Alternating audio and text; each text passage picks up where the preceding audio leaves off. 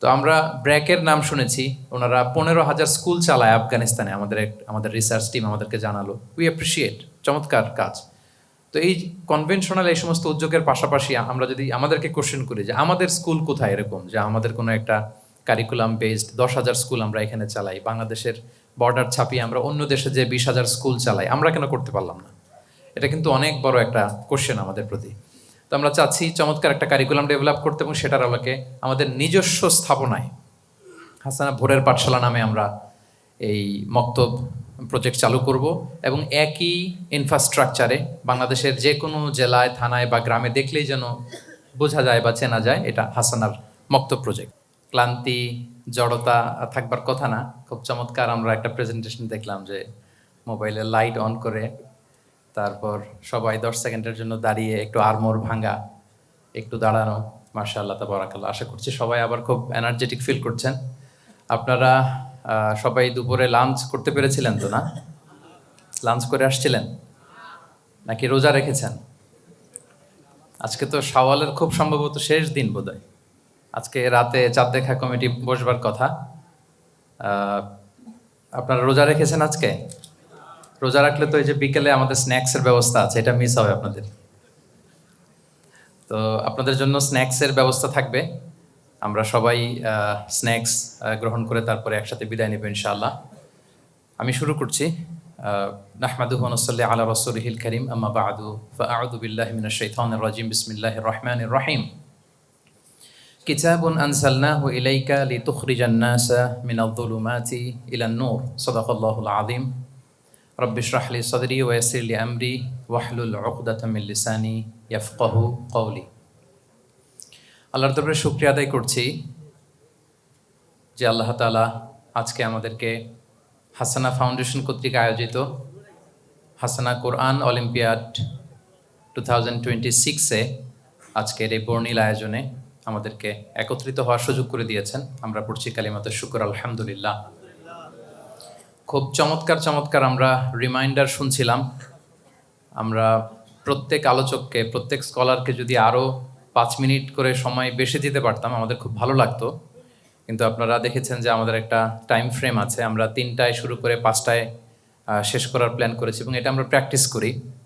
আমাদের শ্রদ্ধেয় বড় ভাই মহিউদ্দিন ভাইও অ্যাপ্রিসিয়েট করলেন যে না, একেবারে অন টাইমে শুরু হয়েছে।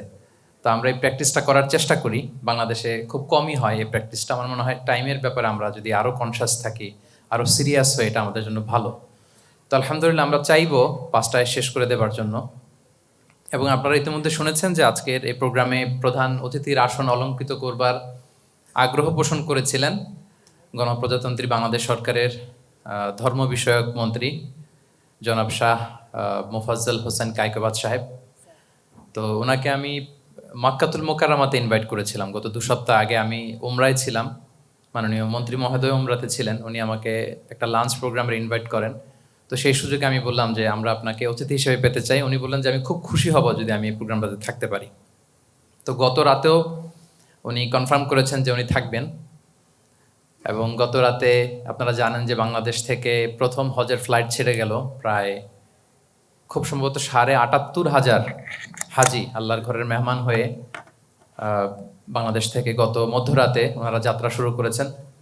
উনি দোয়া চাইলেন এবং উনি বললেন যে আপনি 2 রাকাত নামাজ পড়ে একটু দোয়া করবেন যাতে কোনো ভুল ত্রুটি না হয় আমাদের।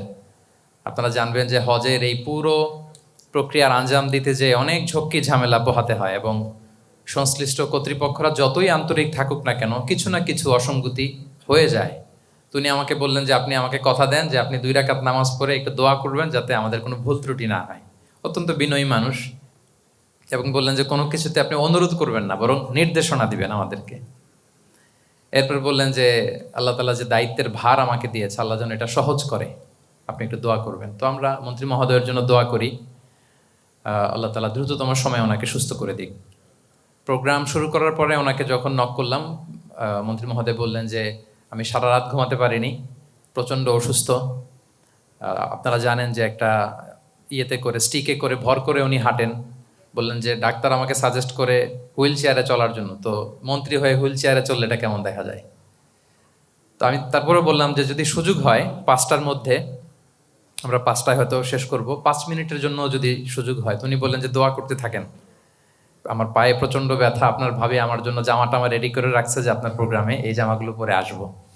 তো সব মিলে আমরা জানি না আমরা আমাদের প্রধান অতিথিকে পেতে যাচ্ছি নাকি পাচ্ছি না। যদি পাই আমরা শীঘ্রই হয়তো ওনাকে দেখব। উনি ছাড়াও আমাদের আজকের প্রোগ্রামকে আলোকিত করেছেন বাংলাদেশের একেবারে টপ স্কলার যারা, লিডিং স্কলার, বোদ্ধা শ্রেণীর স্কলার যারা আছেন বাংলাদেশের, অত্যন্ত বিজ্ঞ প্রাজ্ঞ প্রথিতযশা আলেমে দিন। আমাদের গাজী সানাউল্লাহ রহমানী ভাই বলছিলেন যে ডান পাশ থেকে বাম পাশে যদি একটা ফ্রেমে নিয়ে আসা হয় তাহলে দেখা যাবে বাংলাদেশের কোরআন প্রচারে, ইসলাম প্রচারে যারা নিবেদিত প্রাণ, ডেডিকেটেড সোল যারা, তারা আলহামদুলিল্লাহ আমাদের মঞ্চকে উজাড় করে আজকের প্রোগ্রামকে আলোকিত করেছেন। এবং আজকের প্রোগ্রামে উপস্থিত আছেন আমাদের শুভাকাঙ্ক্ষী ভাইয়েরা, কর্পোরেট লিডার্স, কমিউনিটি লিডার্স, হাসানা ফাউন্ডেশনের আজীবন সদস্য, তারপর দাতা সদস্য, প্রেস, মিডিয়া, সাংবাদিক বন্ধুরা, ইউটিউবার্স, ভলান্টিয়ার্স, এবং আজকের প্রোগ্রামের যারা আমি বলবো প্রধান আকর্ষণ বা মধ্যমণি, যাদের প্রতিভার স্বাক্ষর রেখে আজকের এই হাসানা কোরআন অলিম্পিয়াড 2026-এ যারা বিজয়ীর আসন অলঙ্কৃত করে বসে আছেন এবং যাদের হাতে সম্মাননা বা পুরস্কার তুলে দেওয়ার জন্যই মূলত আজকের আমাদের এই সমস্ত আয়োজন।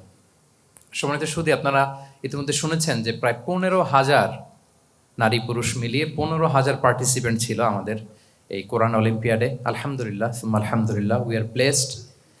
আমরা চেয়েছিলাম যে জ্ঞান ভিত্তিক একটা জাগরণ তৈরি করবার জন্য হাসানা ফাউন্ডেশনের মধ্য দিয়ে হয়তো খুব বেশি না পারলেও কিছুটা আমরা হয়তো শুরু করতে পেরেছি। আপনারা শুনেছেন যে গত বছর আমরা হাসানা ফাউন্ডেশনের উদ্যোগে সিরাত অলিম্পিয়াড করেছিলাম, যেখানে প্রায় 20,000 শিক্ষার্থী অংশগ্রহণ করেছিলেন এবং 3টি গ্রুপে যারা চ্যাম্পিয়ন হয়েছে তাদেরকে আমরা ওমরাতে পাঠিয়েছি, পবিত্র মাক্কাতুল মুকাররমাতে। তারা অলরেডি ওমরা পালন করে এসেছেন।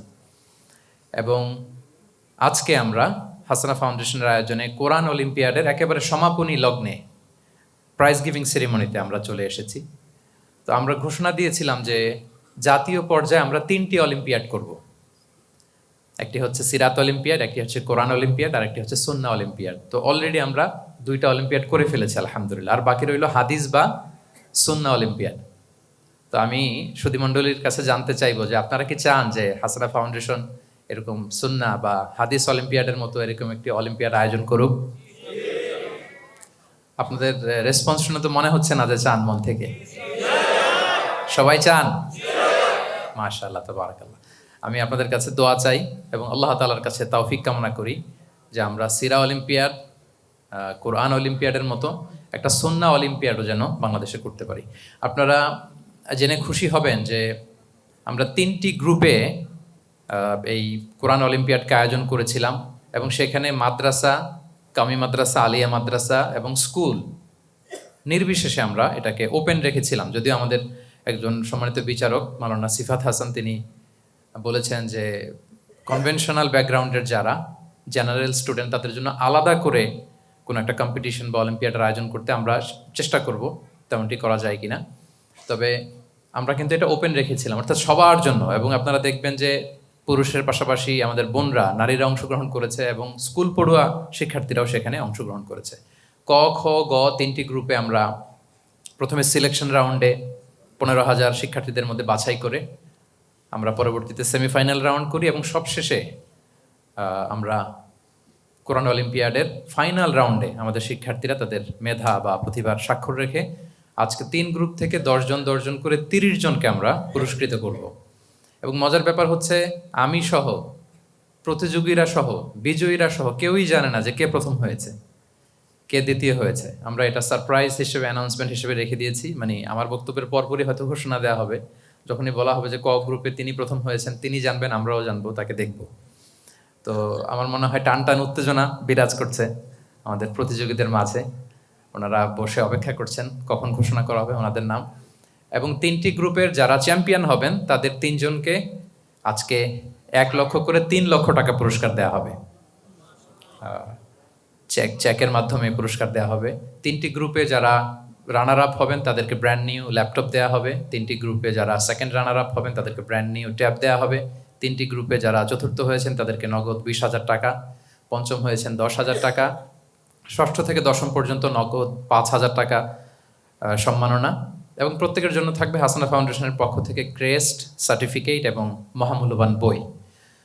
তো সম্মানিত সুধী, আমি খুব দেরি করব না, যেহেতু সেটাই আমাদের মূল আকাঙ্ক্ষা, আকর্ষণ এবং মাহেন্দ্রক্ষণ। আমরা পুরস্কার বিতরণের দিকেই চলে যাব। আপনারা ইতিমধ্যে শুনেছেন যে হাসানা ফাউন্ডেশন আমরা শিক্ষা নিয়ে কাজ করি। একটু একটু করে বিভিন্ন প্রজেক্ট আমরা পরিচালনা করছি। আমরা কিছু মক্তবের পাইলটিং করছি, আপনারা শুনে থাকবেন। আমরা চাই যে হারিয়ে যাওয়া আমাদের যে মক্তবের সংস্কৃতি, এটাকে ফিরিয়ে আনতে। আমরা ছোটোবেলায় আগে আমাদের মসজিদগুলোতে, শহরে কিংবা গ্রামে, কোরআনের তেলাওয়াতে, বিভিন্ন দোয়া তেলাওয়াত মানে উচ্চারণে মুখরিত থাকতো আমাদের মসজিদগুলো। কিন্তু নানা কারণে এগুলো এখন থেমে যাচ্ছে, বন্ধ হয়ে যাচ্ছে, চুপসে যাচ্ছে। আমরা চাচ্ছি এটাকে আবার রিভাইভ করতে। শুধু কোরআন শিক্ষার মধ্যেই না, আমরা চাচ্ছি একটা আলাদা আধুনিক মক্তবের জন্য একটা ডেডিকেটেড কারিকুলাম প্রণয়ন করতে, যেখানে কোরআন শিক্ষার পাশাপাশি নৈতিক মূল্যবোধ, যেখানে ভ্যালিউজ, মোরালিটি, এই বিষয়গুলো আমরা ইনক্লুড করব। তো আমরা যে পাইলট প্রজেক্টগুলো করছি, সেখান থেকে আমরা আমাদের অভিজ্ঞতাকে কাজে লাগিয়ে, দেশের বিজ্ঞ প্রাজ্ঞ স্কলারদের অভিজ্ঞতাকে কাজে লাগিয়ে আমরা এই মক্তব, হাসানা মক্তব আমাদের ড্রিম প্রজেক্ট। তো আমরা ব্র্যাকের নাম শুনেছি, ওনারা 15,000 স্কুল চালায় আফগানিস্তানে। আমাদের রিসার্চ টিম আমাদেরকে জানালো। উই অ্যাপ্রিসিয়েট, চমৎকার কাজ। তো এই কনভেনশনাল এই সমস্ত উদ্যোগের পাশাপাশি আমরা যদি আমাদেরকে কোশ্চেন করি যে আমাদের স্কুল কোথায়, এরকম যে আমাদের কোনো একটা কারিকুলাম বেসড 10,000 স্কুল আমরা এখানে চালাই, বাংলাদেশের বর্ডার ছাপিয়ে আমরা অন্য দেশে যে 20,000 স্কুল চালাই, আমরা কেন করতে পারলাম না? এটা কিন্তু অনেক বড় একটা কোশ্চেন আমাদের প্রতি। তো আমরা চাচ্ছি চমৎকার একটা কারিকুলাম ডেভেলপ করতে, এবং সেটার আলোকে আমাদের নিজস্ব স্থাপনায় হাসানা ভোরের পাঠশালা নামে আমরা এই মক্তব প্রজেক্ট চালু করব, এবং একই ইনফ্রাস্ট্রাকচারে বাংলাদেশের যে কোনো জেলায়, থানায় বা গ্রামে দেখলেই যেন বোঝা যায় বা চেনা যায় এটা হাসানার মক্তব প্রজেক্ট। পাশাপাশি আপনারা শুনেছেন, এবং খুব সম্ভবত আমাদের ভিডিও ডকুমেন্টারিতেও ছিল, যে সুবিধাবঞ্চিত শিক্ষার্থীদের হাতে শিক্ষা উপকরণ পৌঁছে দেওয়ার একটা প্রজেক্ট আমাদের চলমান আছে। আমরা বগুড়াতে, দিনাজপুরে, বাগেরহাটে 3টি জেলায় 3টি প্রজেক্ট করেছি। আরও একটি জেলাতে আমাদের প্রজেক্ট চলমান আছে। এবং এমন এমন প্রত্যন্ত জায়গা এবং শিক্ষা প্রতিষ্ঠান আমরা বাছাই করেছি, তারা স্কুলের অভাবে অনেক শিক্ষার্থী তাদের প্রতিষ্ঠানে যেতে চায় না, কলম নেই, খাতা নেই। তো পুরো 1 বছর যাতে তারা নির্বিঘ্নে পড়াশোনা চালিয়ে যেতে পারে, তাদের হাতে আমরা শিক্ষা উপকরণ তুলে দিয়েছি। এই প্রজেক্টগুলো আমাদের চলমান আছে। আমাদের কিছু প্রশিক্ষণ কর্মশালা চলমান আছে, কিছু আমরা করেছি। আমাদের ডক্টর মুফতি ইউসুফ সুলতান ভাইয়ের কাছে শুনেছেন, ওনাদের যেহেতু ইসলামিক ব্যাংকিং, ইসলামী শারিয়াতে এক্সপার্টিস আছে, ওনাদের সাথে মিলে আমরা আরও চমৎকার চমৎকার কিছু কোর্স অফার করব, যেগুলো আমরা তৈরি করছি।